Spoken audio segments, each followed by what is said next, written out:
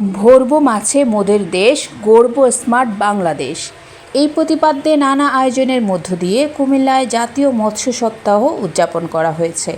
এই উপলক্ষে আজ সকালে জেলা প্রশাসন ও জেলা মৎস্য অধিদপ্তরের আয়োজনে এক বর্ণাঢ্য র্যালি বের করা হয়।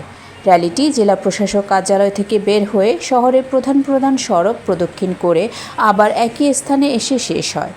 র্যালি শেষে জেলা প্রশাসন ও মৎস্য অধিদপ্তরের উদ্যোগে জেলা প্রশাসক সম্মেলন কক্ষে জাতীয় মৎস্য সপ্তাহ উদ্বোধন, আলোচনা সভা ও পুরস্কার বিতরণ অনুষ্ঠিত হয়।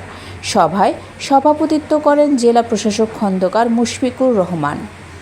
এ সময় বিশেষ অতিথি হিসেবে উপস্থিত ছিলেন Cumilla police super Mohammad Saidul Islam, Cumilla deputy civil surgeon Nazmul Alam, জেলা মৎস্য কর্মকর্তা মোহাম্মদ বেলাল হোসেন সহ মৎস্য অধিদপ্তরে বিভিন্ন কর্মকর্তা উপস্থিত ছিলেন। পরে মৎস্য চাষে সফল হওয়া 4 জনকে সম্মাননা ক্রেস্ট তুলে দেন অতিথিরা। আমাদের প্রিয়